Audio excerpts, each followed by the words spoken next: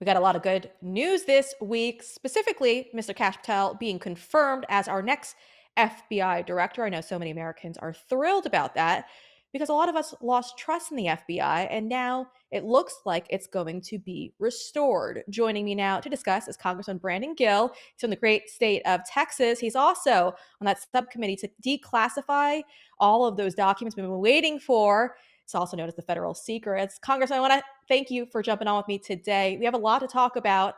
Your reaction to Kash Patel getting confirmed as our next FBI director. Well, I couldn't be happier. I've known Cash for several years now. We worked together in the making of a movie called Police State several years ago, which is traces how the federal government has been systematically weaponized against conservatives and Christians. And what I learned about Cash through that process is not only is he brilliant and extremely professional, but he's the real deal. He is on our side. He wants to take this government back from the unelected, unaccountable bureaucracy, back from the deep state. He is exactly what we need right now. So I'm thrilled that he is going to be head of the FBI and looking forward to working with him. Yeah, we're very excited for him to be making those changes. He's got a list that he's working on to make sure that he kind of tosses all the swampy creatures over in the FBI, we should say, and that they're no longer going to be there. So we're hoping that he's able to accomplish everything he's looking to do. I wanted to talk about the declassifications that's going to be going on very, very soon. I know a lot of us are excited about that. You know, we saw a lot of tweets in regards to what to expect. And I know Chairwoman Anna Paulina Luna came out and said that Mike Pompeo was the one who previously blocked the release of the JFK documents under President Trump, but now President Trump is going to push to make sure that we get those documents and we see what happened. You know, there's a lot of speculation. I know she came out and she says that she believes that there was two shooters that day. Have you been able to take a look at any of this information, and what are you learning?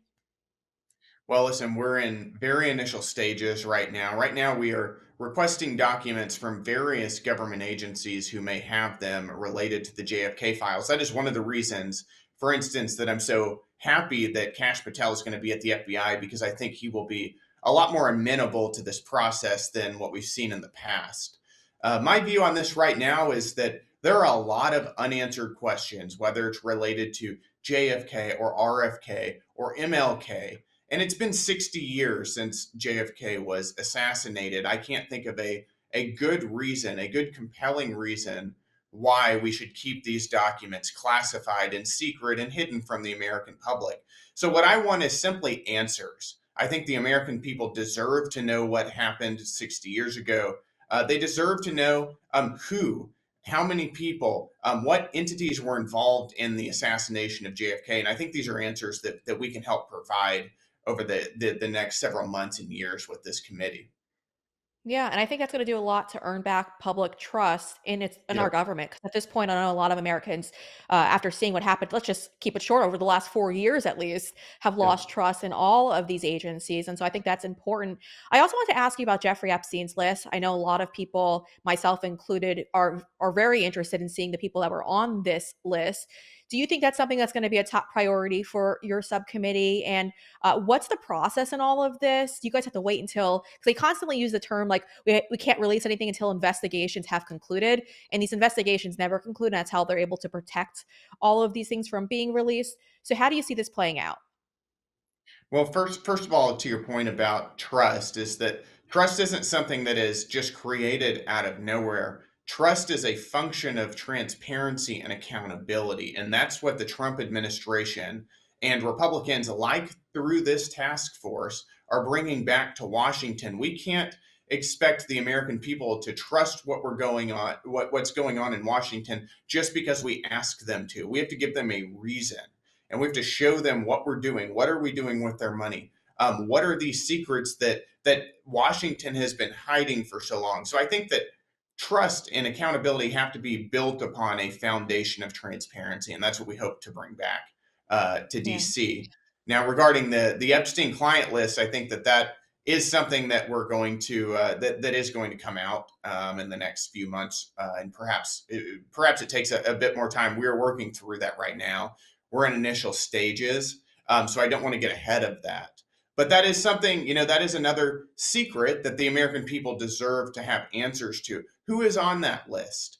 Why don't we know about that? We know that Epstein had close relationships with some of the most powerful people in the world, including top politicians, elected officials, government leaders, industry leaders, CEOs. So, who are these people and why has it been kept hidden? These are the answers, the questions that the American people are asking, and I think we're going to have answers for them soon.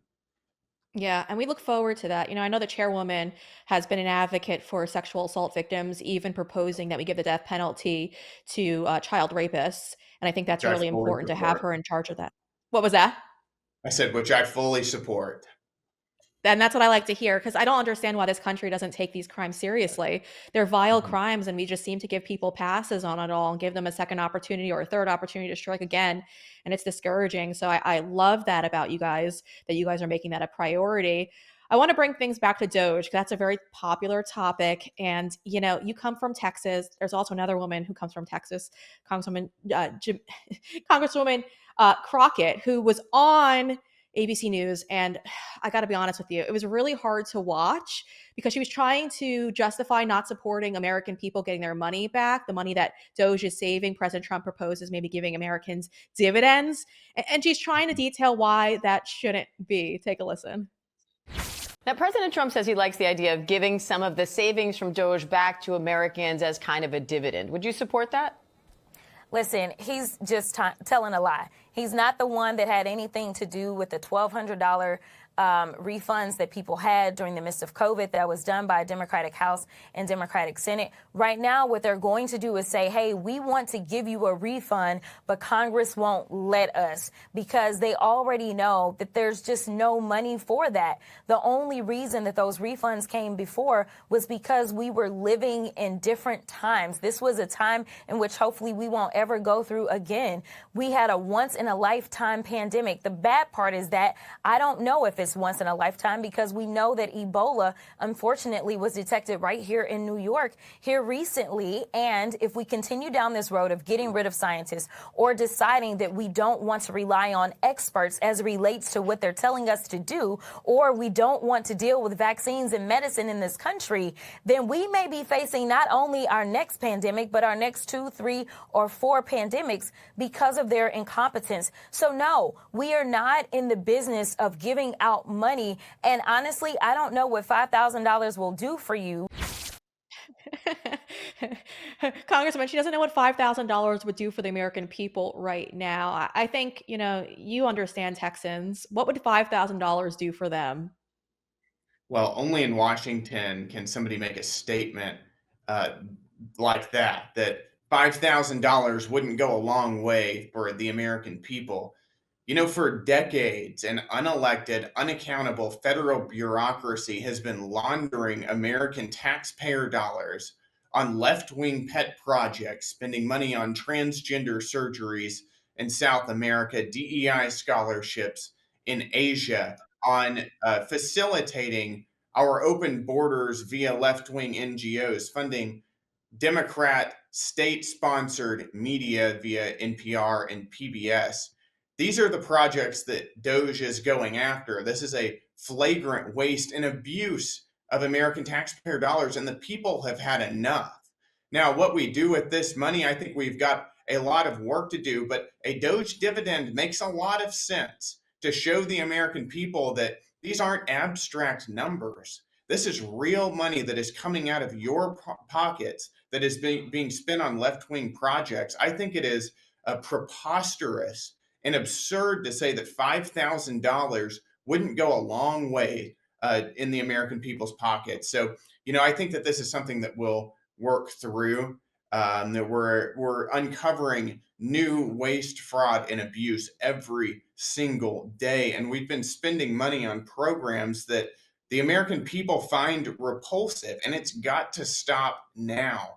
I find it just astounding that my colleagues on the other side of the aisle are working so adamantly against this. And if they want to explain to the American people why their money should be funding left wing social projects on the other side of the globe, they're absolutely welcome. But we're going to keep our work going at Doge so that we can uncover this waste and bring this money back to the American people. Yeah, and that's what the American people want. We've had enough of funding other countries, and the money needs to stay here in America. We've got a lot of problems of our own to worry about, and other countries should never be a top priority for us. Congressman, I want to Mhm. thank you for jumping on with us today. I know you're doing incredible work, so thank you for all that you do. All right, the best part about being an independent journalist is I get to do what I want to do, like breaking exclusive content. I don't have to go through any higher ups to do just that. So if you want to join my team of independent truth tellers, you got to head over to my Substack right now. It is free. Head over to briannamorello.substack.com. That's where I'm going to be dropping all of my exclusive reports. Again, folks, it's briannamorello.substack.com. You could become a free subscriber, or if you'd like to support my work, you become a paid subscriber. It's totally up to you. So again, folks, join my team of truth tellers over at briannamorello.substack.com.